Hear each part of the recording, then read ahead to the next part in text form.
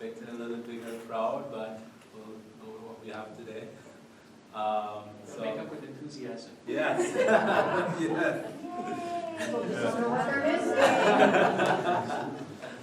Yeah, so it's really a great privilege for me to welcome Dr. Jhangiani to you here this evening. He spoke earlier to members of faculty and library staff. Some of you are here again, so it must have been a very great presentation. It was. And so I assure you that this will not be any less interesting, although it might be very similar in content. But I remember the first time I saw Dr. Jhangiani present was at the Student Union Development Summit at UBC earlier this year.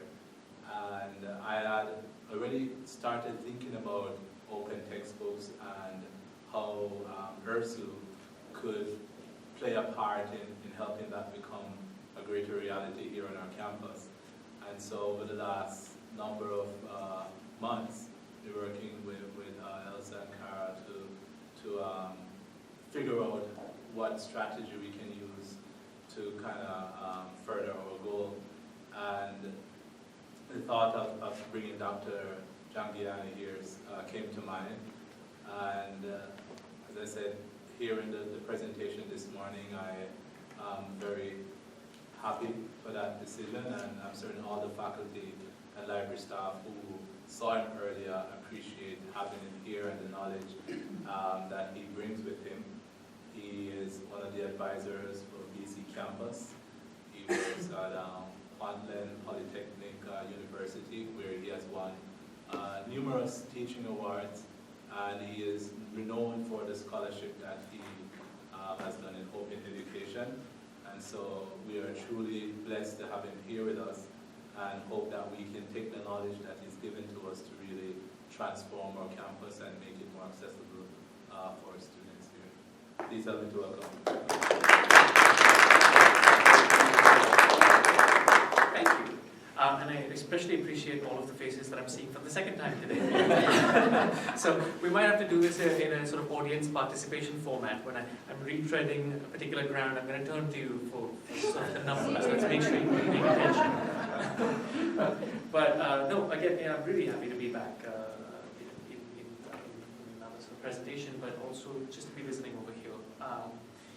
As many of you will know, BC's been leading the open education movement in this country, certainly for the last 5 years or so, which is when the BC Open Textbook Project was launched. But it's been really thrilling to see the amount of activity taking place across the rest of the country. Ontario, in more recent times, of course, with a lot of support coming from their advanced ministry, education ministry, but also places like Alberta and Yukon and Manitoba, and now hopefully Saskatchewan, even more so. So this presentation is going to cover a lot of the same ground as I warned you. At the same time, it is certainly geared much more to a student audience. So I know some of you are not students, but hopefully this will still be helpful to you as you sort of take a bit of a perspective of students as well. But just very quickly, so I have a sense, how many students actually in the room right now? Excellent. Faculty, okay. Instructional designers, librarians, other. Okay. University Press, I know. And you were with the repository, was it? That's it, perfect, thanks. Great. Well, let's kick things off because there is a class here at 2:30, so I want to make sure we finish just a little bit before that. Again, I'm going to start, I'm not going to share my personal story with you, certainly, but I did that earlier today. But I will say this. I do believe from my own personal experience and in terms of what we hope is the purpose of higher education, that it is indeed a vehicle for economic and social mobility. But the more you look at the structure of higher education, whether it's the fees that are put in place for students who need to document and prove their disabilities to receive accommodation, or whether it is the high cost of commercial textbooks, it is structured in a way that reinforces and replicates existing power structures. So, this is not working. Here we go. I will have to drift it closer. Oh, all right. Never mind. There we go. So this is something I highlighted earlier, just because many people don't realize that equitable access to higher education is actually among the articles in the United Nations Universal Declaration of Human Rights. People don't realize this. And even when they do, I think our minds immediately go to contexts that are very different, where there's way more students than there are seats, to the third world, where there's insufficient infrastructure. But I wanted to bring it back to the U of R context. I'm going to have to keep walking back and forth because I think my battery is finally done.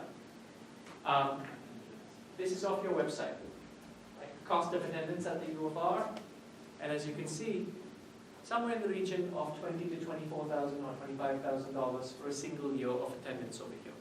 Right? This is living on campus, of course. And so I'm going to show you this again, what I did in the morning, just a quick sort of back of napkin calculation. What would it take for a student earning a minimum wage job? Hold on. That's fine. Actually, that works perfectly.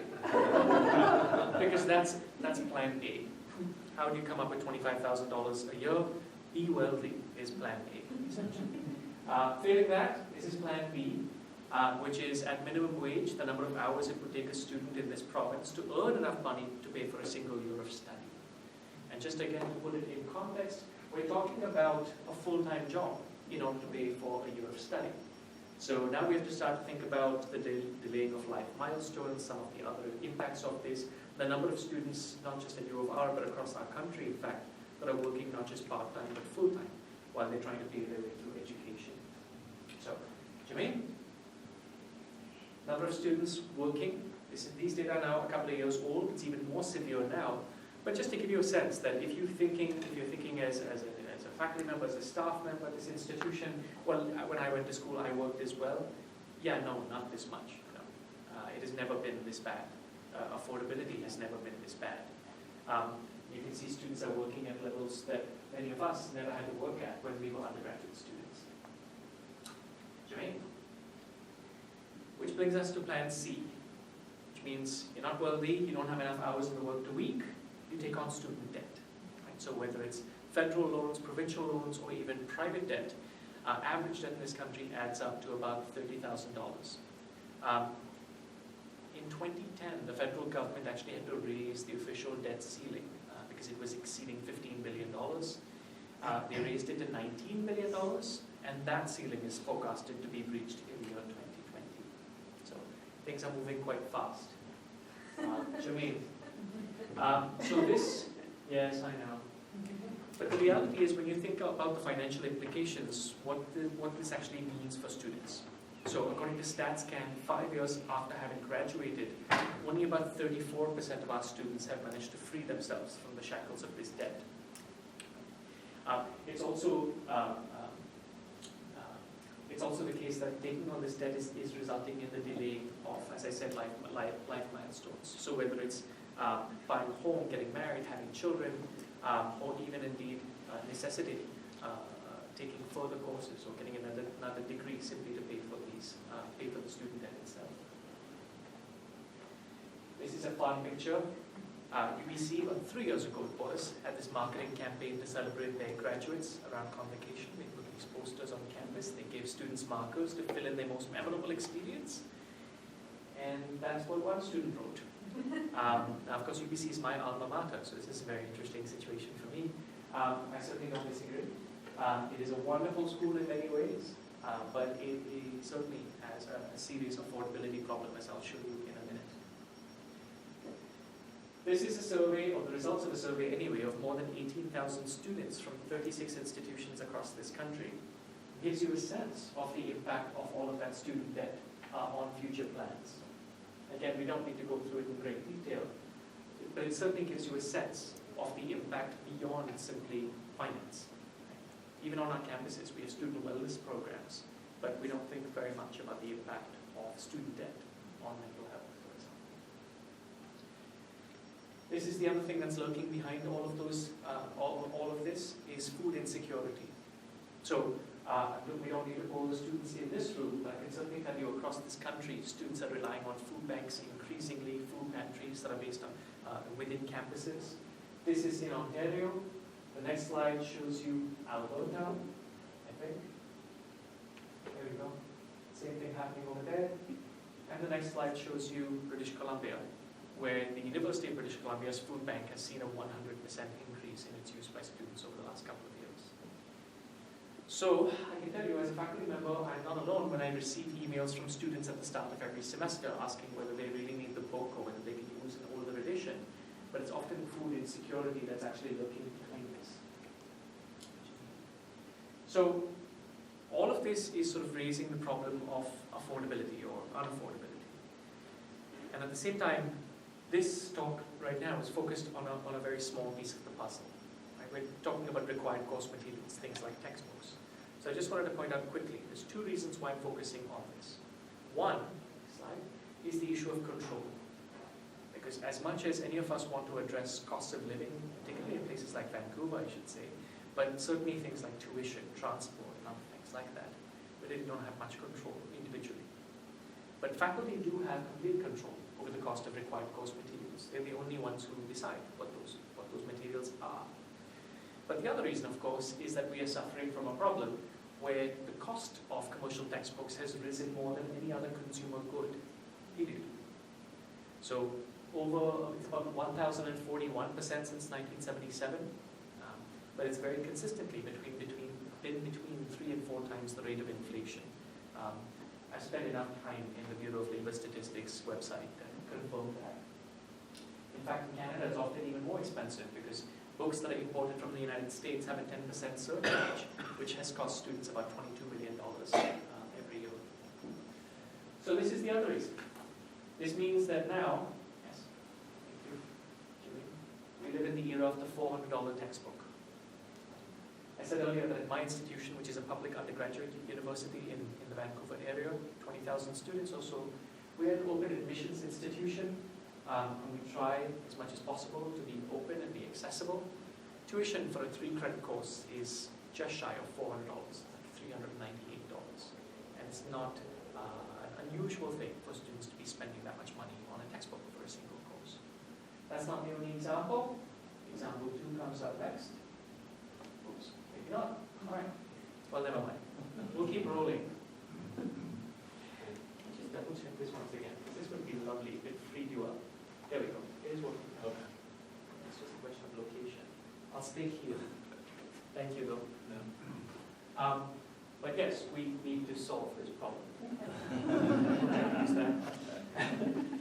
So there's another textbook, again, $400 or so. And as I shared earlier, I think there's only one appropriate reaction to this, and that is this reaction, if it shows up. There it is. This is about my distance ethic. That's what we put in the curve. So if we had more time, I would ask the students over here to tell us about the different ways in which they access their required course materials. But actually, maybe we'll just ask you to nominate, not what you've done yourself, but what you're aware that some of your peers have done in order to access required course textbooks. Perhaps if they couldn't afford it, what else have they done? For example, buying used would be one example, but there's lots of other examples. Those of you who are students, do you want to call out 1 or 2 things that you've heard or maybe you've done yourself? Public library looking for resources, right? I've heard of lots of people using websites like b-ok.org. Yeah. Which is they download the scanned copies. Yeah, yeah. So illegal downloading, torrent sites, certainly lots of that going on as well. Yeah.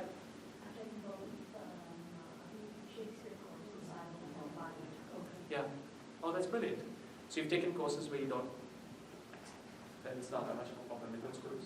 I've heard of some students will have like 1 student buying the book and then 6 or 7 other students making copies of it. Yep. Often sharing the purchase, which means they need it at the same time as well in some cases. Yeah, someone today said that their daughter, they went together and bought the textbook, and then they took photos separately. Yep. And they were emailing it.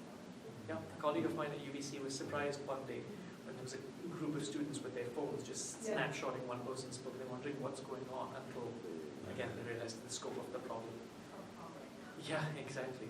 It's also called a principal-agent problem, where the person assigning the resources has no idea what the cost is of those resources because they don't have to pay for it. So, you get your syllabus and you're told what books are required, and then of course we do all of these things. Right? If possible, if if there's not a new edition that's come out right before the semester, and perhaps reselling if there's not a new edition that's come out midway through the semester.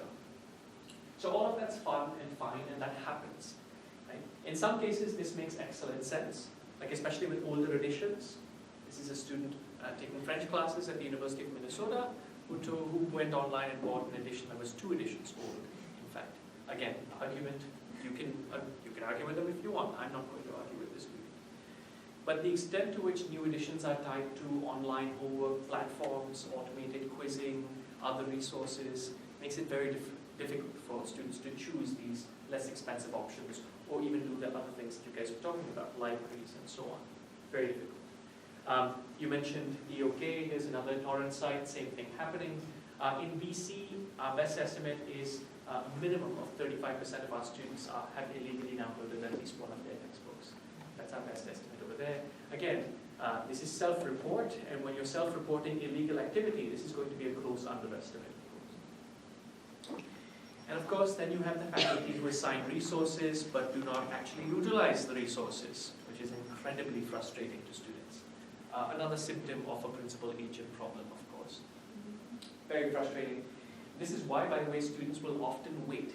So it's not even just a question of waiting for your student loan check to come in before you buy the books. Let's see, how far can I get into this course? Can I get through the first midterm without buying the book? Oh, no, I can't. Now I'll buy the book. Or let me see, are we actually going to use the book?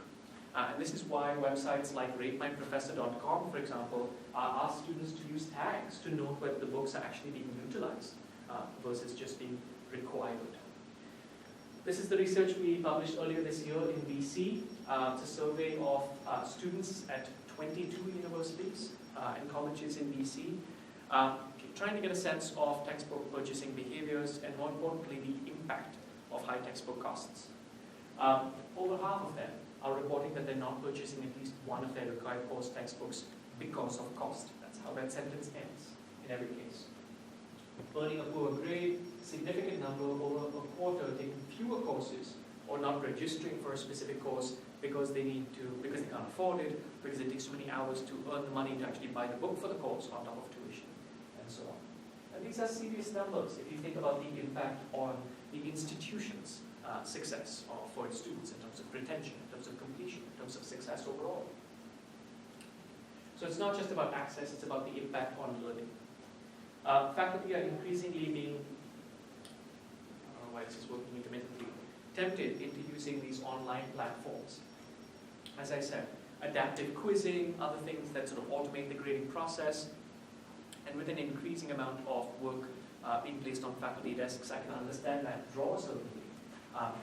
But we all need to appreciate that this is the new frontier of textbook unaffordability, where if students find other creative ways of getting the textbook, they are shut out of the homework platform, for example. So it's either buy the expensive book with the homework platform, or take the massive hit on your grade, or take another class, for example.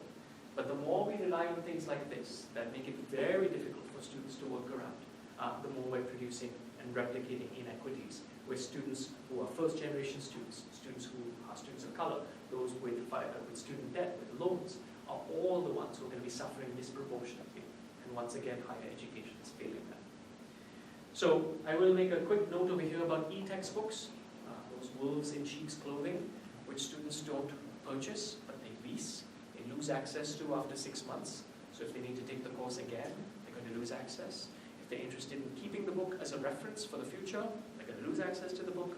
And if they have, let's say, a visual disability, the book is in fact locked within digital rights management, which makes it very difficult to reformat.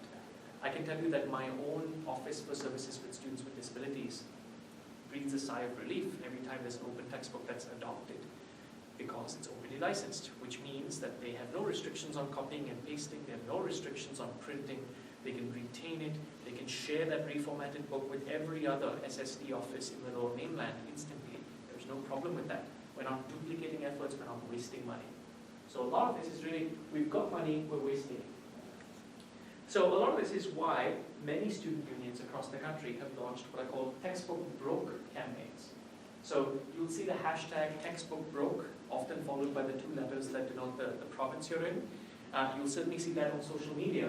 Here are examples of some of the resources developed actually at the University of British Columbia which in this case you'll see has been repurposed by students at Vancouver Community College. So they have bookmarks, they have posters, but they also, as I said, have a social media campaign. Here's a picture of students at the University of Victoria talking about how much money they've spent on textbooks for that semester. That's Textbook Broke BC. This is what you'll see on Twitter as well. Lots of snapshots of receipts coming out of bookstores at the start of every semester. Look for this hashtag if you're interested in really looking at the impact on students. This, of course, is in Alberta, so Textbook Broke AB. Could have spent that on rent. And Textbook Broke SK. This is at the University of Saskatchewan. I just spent $750 on textbooks. I'd rather spend my money on food. I would rather the students spend that money on food as well. So when we talk about open educational resources, I want to try and be clear that these are resources that are free to students, absolutely. But it's much more than free. There's lots of things that are free. The advantage of open ed resources is that they come with a set of permissions. And this is what's known as the 5 R's. So in the middle, the most important is the permission to reuse. Free, unfettered reuse. So students can reuse these resources without asking for permission freely. Faculty can as well. Students can retain, so can keep them forever. No problem, you will not lose access. Students can share them legally on their social networks with their family, friends, for example. And of course for faculty, the 2 at the top are very interesting. And as student advocates also you need to know this. For faculty, typical practice, as strange as it is to take your course and to look at the table of contents of a textbook and think, how can I bend my course to map onto that? When what we should be doing is modifying the instructional materials to serve our pedagogical goals, where we think students need to go. And this is what open ed resources give faculty. So while faculty care about students and care about cost savings, I have to say, cost savings is not anywhere near the top factor when faculty are choosing required course resources. In fact, it's near the bottom if you look at major surveys of faculty. Right? Everyone says we care about it, but if you force them to choose and rank the factors that they care about, the cost goes to the bottom. They're principally concerned about fit, about pedagogical value. And when they start to appreciate that they don't have to live with a suboptimal book, that's when they start to get more interested. So, if you're unaware, and the students in this audience may not be aware, here's how the typical textbook adoption process works. I've been a part of this at a few universities. It's all sort of the same way. So, the department will strike a subcommittee. And the subcommittee will invite the publishers to send them all of the books for a particular course, assuming it's a standard department-wide adoption. And you'll end up with maybe 20 books. And then the subcommittee will shortlist about 6 books, let's say. And that book will be looked at by a wider group. And eventually, after everyone has had a chance to blackball the book that they absolutely despise, you end up with a book that everyone can live with. That is nobody's favorite choice. But that's it. It's a book everyone can live with. It's a book that has weaknesses here and weaknesses there, and it's okay here, and it's really good there. And that's what we're going to live with. But now, we can fix that. You don't have to tell students don't read chapter 12, take it out. Something missing, add it in. If there's something that needs to be updated, you can make those changes. Heavens, if you teach political science, you want to be updating stuff every 2 weeks, I think, at this point. Can you imagine? But embed local examples, local statistics, make it relevant. Open educational resources all carry Creative Commons licenses, which is a form of licensing that gives the authors the copyright, but at the same time tell future users exactly what permissions they're allowed to have. And I'm not going to go through this in great detail, but the author of the resource, the one who places the Creative Commons license on the material, can choose whether they want future users to give them credit, which usually you do, whether they are okay with future users using it for commercial purposes, some are not, for example, whether they want them to share the resources if they make any changes to it. If you take a textbook and you translate it into French, do you want that person then to share that back with the comments? Not just use, but share it back. That would be the third one. And in some cases, you can use it, but make no changes at all. But for now, if you just look at those sort of symbols at the bottom, those are the types of symbols you will see on openly licensed resources. And in fact, there are 1 billion and more of them. At least as of a few months ago, the best count we have is there's 1.2 billion open educational resources. And And you're probably already using it, to be honest, but just unaware of it. I'll show you a few examples. I'll start with images, because that's easy. This is Vincent van Gogh's self-portrait. The copyright was owned by the Rijksmuseum in the Netherlands. They openly licensed it, put it in the public domain, which means that this is an open educational resource now. Art history textbooks are among the most expensive because of the permissions involved. I should also add over here that beyond the use of museums, like the New York Metropolitan Museum of Art, Rijksmuseum and others that have openly licensed their works, there are lots of sites that carry openly licensed images. So one example is the popular photo sharing site Flickr has over 80 million Creative Commons licensed images. And for any instructors who are here, I'm just going to say that exists.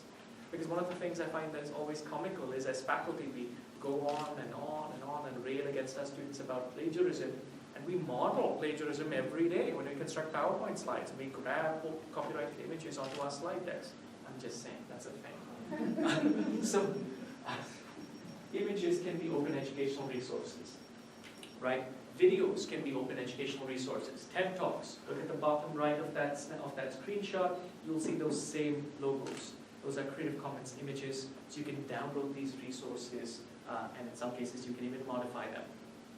If you're interested in simulations, interactive simulations, the kind that students are usually asked to pay a lot of money to access an online platform for, places like this is the University of Colorado at Boulder, have developed dozens and dozens of these for a variety of STEM disciplines.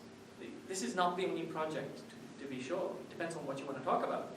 But whatever you're doing, there is an open education project, I would put my money on that, taking place. English literature, you mentioned Shakespeare earlier. Again, why in heaven's name would you ask a student to spend $100 to buy the collected works of Shakespeare when they are in the public domain? Right? Yeah. So footnotes is a possibility, and there's different things that you can do with that. One example is friends of mine who teach English Lit. There's different ways to do this. You can compile open anthologies of these resources. You can work with your students to annotate these resources. It's one fabulous example, which was not Shakespeare, but it was early American literature, but 14th, 15th century writings. And the students used this wonderful annotation software called Hypothesis, which is open source and free and all of those lovely things. And they annotated the readings over the semester. One small class, I think they had more than 20,000 annotations over a single semester. And their annotations are now a public resource along with the open anthology. There's wonderful things that are possible. This one comes from Project Gutenberg, which has digitized thousands from English literature. And then of course we can talk about open textbooks, which again I'm going to say are not just free or low-cost textbooks, because they are free in digital formats, a whole bunch of them, and they are low-cost in print, because a 400-page textbook can cost you about $13 when you're not sending the bulk of the money back to the publisher. Right? This is just the cost of printing, that's all it is, and it's not that expensive to print a textbook, despite what you may have heard elsewhere. And it's not just digital. Right? So you don't have to force your students to go with digital if they're less comfortable. Students generally like the flexibility. They prefer print, despite all the nonsense people babbling on about digital natives. There's a vast gulf between knowing how to use Snapchat and knowing that a PDF document has a search function. Right? There's a lot of digital literacy that is necessary, and students are just like the rest of us. They like digital, but they would rather spend, if they're going to spend 3 hours reading material, they prefer print and not at a screen. But most of them like having all of those options in front of them, right? You can have a cheap print copy at home, you don't have to log into campus, and then have the digital on your phone and other devices on the way. This would be the place to start. Open.bccampus.ca is the main sort of website for the BC project, which is certainly the largest in this country.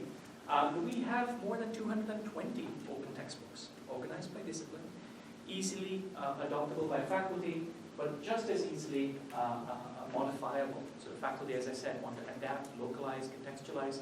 They can easily do that. Their students will not spend a cent. And it's not just institutions like mine that are doing this. I mean, Kwantlen is the leading institutional adopter of open textbooks in the province and by extension the country. Right? We get a lot of positive press out of this. We see benefits on our tuition revenue because we see enrollment go up. We see drop rates, withdrawal rates, failure rates go down. We see course performance go up. We've published this research. We're working with our institutional research office to document this more and more. But it's even places like UBC, for example, right? Big research institutions with the entire math department, the entire physics department. First year, OER. I have a friend in the physics department at UBC.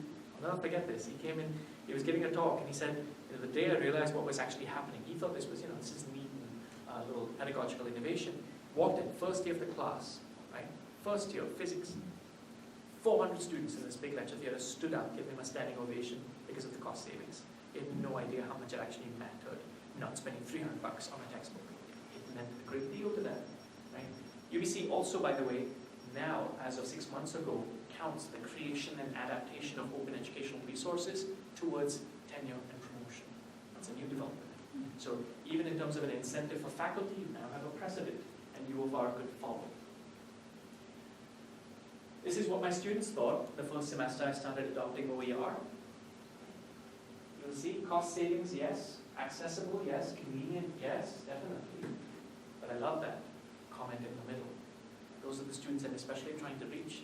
The ones who may not have a chance to fall in love with psychology as a discipline because they didn't buy the textbook, because they were not doing well in the course, because. As I said, we've conducted research on this at Kwantlen. Here's an example where in most cases we're seeing just what's happening in the other sort of 12 or 13 published studies in the research literature, which is that when students are assigned open textbooks, they typically perform no differently from students assigned commercial textbooks. This is a study that involved 9 courses, 3 instructors. None of this was in my class. I had to recruit people because I'm not neutral when it comes to OER. So I found a range of collaborators that were willing to do it. We randomly assigned sections to commercial versus open textbooks taught by the same people in the same semester with the same exams, with the same course structure, controlled for as many things as we could. And again, same thing we usually see, no difference, no difference, no difference. The only case where there was a difference, exam 1, where the students assigned the expensive commercial textbook performed significantly worse than those assigned an entirely free open textbook. You'll also see that we threw in format because we were interested to see whether the print format versus the digital format would make a difference, and it really didn't. Anyway, you can ask me about that more later if you like. But this research, as I said, is in concert with the other 13 studies that we've published that typically show this. This is called the course throughput rate. So right from the drop rate to the withdrawal rate to the course performance, you're seeing improvements across the board with the use of open educational resources, where the courses are taught face-to-face or online. So again, this is a social justice issue, but it has serious financial implications for the institution, especially at a time where retention is increasingly an important issue. This is a very easy place to pour resources into and see a massive impact. So here's a quick summary. For students, is this going to work? Yes. Big win, no question, in terms of cost savings. And even though, for many of us, we think, yes, but it is important not to underestimate the importance of that on students' lives. It cannot be understated. Access, broadly construed, including accessibility. As I said earlier, when you provide resources in a format that can be used flexibly, that are not locked in digital rights management, where the faculty can modify it, own it, it's incredibly powerful for students as well. They don't have to live with the US edition of a textbook. You can insert local examples, statistics. There's also outcomes, of course. All 13 of the published studies have shown exactly the same thing, either the same result or they're performing even better. For faculty, of course, it's this additional layer of academic freedom that we normally don't have, which is quite fantastic. Again, to be able to do that, even if you're talking about contextualizing it in a way that reflects your own students' interests, it's incredibly powerful to adapt these books to suit your local context. And then finally, for the institution, you can look at enrollment, you can look at persistence, and of course you can look at completion as well. So, in the United States, things have gone a lot further because this work started earlier. So now they have entire degree programs that they call Z degrees, where a student can complete the entire, let's say, 2-year program with 0 textbook costs, thanks to the adoption of OER. And if you think about that, that is the equivalent of giving every single student a $1,000 scholarship every single year. That's how powerful that is. You could do that like that. And we're about to follow, because BC Campus received some funding earlier this year, and we put up this call for proposals for what we call Z-Creds. Same idea, right? Entire degree programs with zero textbook costs. There are lots of applications, of course, because BC has a fairly mature landscape. And here are the 3 Z-Cred institutions. Yeah. So one of those is mine, of course. Kwantlen and Thompson Rivers University are both producing first-year foundational general sort of studies certificates. Within a couple of years, those will ramp up to 2-year associate's programs in general studies. The beauty of this is there is an error with Microsoft PowerPoint. That's always the beauty of this. But I should say, with all of the Z-Cred work, with all of the open textbooks, the delicious part is that because they're openly licensed, this means that any of the material that's going to be produced over the 2-year grant program over here for these 3 institutions, including for the general programs, they're openly licensed, which means anyone at the U of R, any other institution can repurpose them, can reuse them, and amplify the impact of that investment, essentially. Right? So it's not that stuff that's been produced in BC can't be reused anywhere else. It can, and heavens, it should. All right. I don't know about recover, work, and restart, but let's give that a whirl. Here we go. All right. Okay. So, in case the GIF was the problem, let's go here. So, I wanted to focus, and usually when I work with students, I certainly focus on what students can do. Because students in many ways are the most important stakeholder, but they are also, in many ways, not the most powerful stakeholder. And so, in terms of practical steps, and perhaps those of you who are not students can think about how you might be able to support students in this regard, this is where I would begin.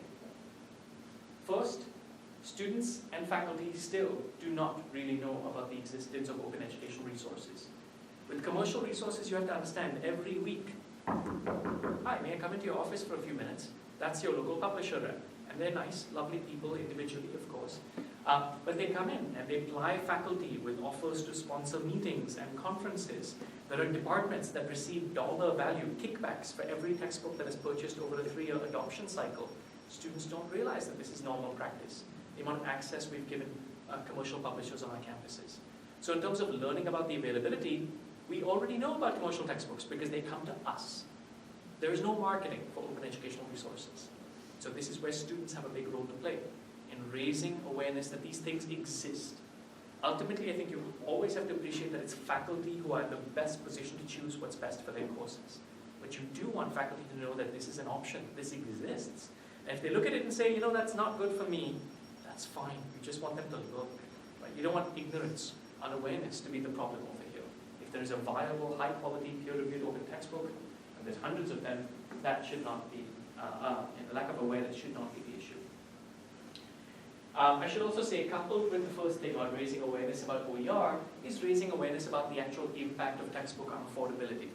Again, because of that principal agent problem, faculty often do not realize the seriousness of the financial impact of those choices on their students.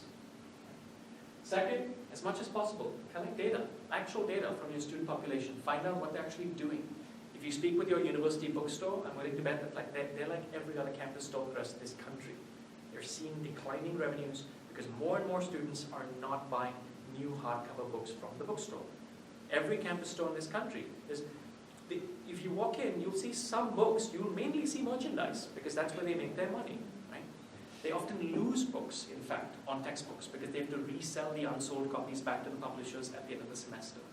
But collect data about this. Get a sense of how many students at U of R are not buying their books.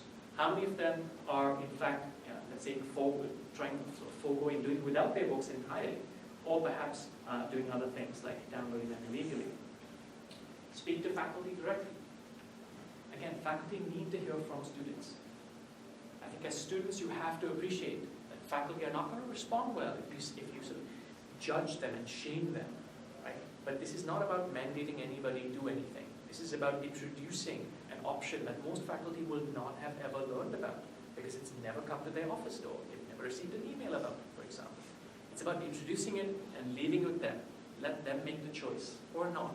Right? It may happen in the future. But look for those opportunities to advocate to faculty directly as much as possible. One thing you can certainly do is work with your library. Do we have any librarians in the room? So one of the things, if you look at the Open Textbook Network, which is based at the University of Minnesota, they have a mob, again, a few hundred open textbooks. This will make sense to librarians, but they have openly licensed the MARC records, and those are easily downloadable and they can be imported into your library catalog very easily. So again, making discoverability very easy. What's that? They have already. Oh, wonderful. That makes it wonderful. That puts you ahead of the curve, actually. At my institution, we've tried to go even further to make it easy for faculty, not just to say, here's the open repository, go look here or look in this catalog, but we've produced department-specific open textbook guides, about 20 of them so far, continually updating them. I know it feels like spoon-feeding, but we're doing everything we can to say, let's make it easy for faculty, right? We want to make it easy, easy, easy. So that's the first 4. Step 5, whoops. This is a tricky one, but you do need resources to get this off the ground. It will pay itself back many times in terms of the net benefit to the institution. With tuition revenue alone, forget about all the other intangibles. But you do need resources to support training. Faculty will need help to know how to work with these resources, not just if they want to adopt them, but if they want to adapt them. There's a wonderful open source platform that is now the standard within the field called Pressbooks. It comes from a non-profit based in Montreal, and they are the most widely used platform for adapting or modifying open educational resources. So when faculty receive training, if they have the option to take workshops to know how they can work with this, then they get empowered to really look at the pedagogical innovation as well, not just adopting. But you might consider an open textbook review program. Many places in BC and beyond offer faculty a few $100s as an honorarium for reviewing and writing and submitting, publishing a review of an open textbook in their discipline. This is one way of incentivizing familiarity for faculty. And of course, all reviews are published transparently, because even if it says something horrible, we need to know that. We do not want to point anybody to a resource that's bad. That's not anyone's interests. Even funders want to know what the problem is with some resources, then we can fund that improvement. But typically, we see about 50 to 60% of faculty who review open textbooks end up adopting them. It's again just familiarity. Right. You can look at a grant program. Many places give faculty anywhere from $2,000 to $5,000 to be able to hire student assistants and work with them if they want to make adaptations to open textbooks before they, for example, are able to adopt it. Even if you want to sort of localize, Canadianize it, you can do that. You could even look at institutional policy, where, let's say, all of the resources that are produced, that are funded by the University of Regina should be openly licensed by default. Right?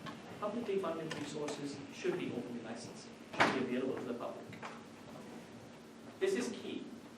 Identify, support, recognize your early adopters. You already have some at the University of Regina. Yeah. This is key because there are many faculty who are not actively playing in this space because they're afraid of the implications, because they don't know if it will be supported, certainly by their colleagues or administration. So it's important to celebrate them, recognize them, normalize this process for them. As far as the student side is concerned, make this official, right? Pass a resolution supporting it, bake the support of OER into one of your executive portfolios, and then ultimately create this group. You may already have one, but have a campus group, you already do, with a cross-section of stakeholders, students, faculty, teaching learning center staff, librarians, and so on, bookstore manager. Make this happen. A few next steps though. I'm going to do this quickly because we're going to run out of time. This again is the website of the BC Open Textbook Project. I'll quickly highlight over here. There's a new section here for student advocates.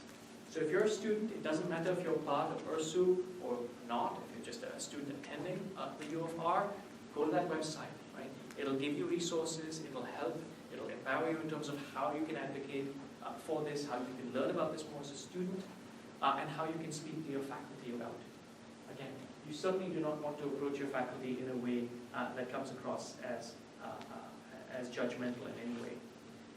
Sorry, I don't see my mouse, so I'm just going to click through to where I wanted to go over here. Right. So, I've talked a lot. Now, I know I have probably 3 minutes left or so at this point. So I'll try to finish quickly by saying this. This is a relatively new movement in this province. Right?